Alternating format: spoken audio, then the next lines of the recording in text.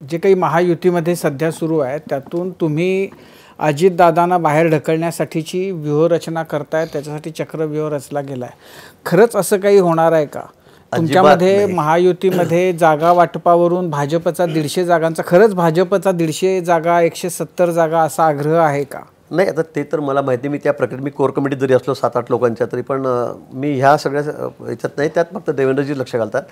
काही माहिती असेल दुसरी बावनकुळेंकडे आहे आमच्या पक्षामध्ये. मी सांगितलं नंतर मग ते वरिष्ठांशीच बोलतात त्या बाबतीमध्ये. त्यामुळे आमच्याकडे या बाबतीमध्ये कुठल्याही चर्चा किती जागा घ्यायच्या, किती लढायच्या तशा नाही आहे. पण आपण जे म्हणतात अजितदादांना बाहेर काढणार आहेत त्यावर मला असं तसं अजिबात नाही आहे. मी आपल्याला ते सांगू शकतो की आम्ही तिन्ही महायुती म्हणूनच लढणार आहोत. त्याच्यामधलं आमच्या तिघांमधलं कोणीही बाहेर पडणार नाही, कोणाला आम्ही कोणाला ढकलणार नाही एकमेकांना.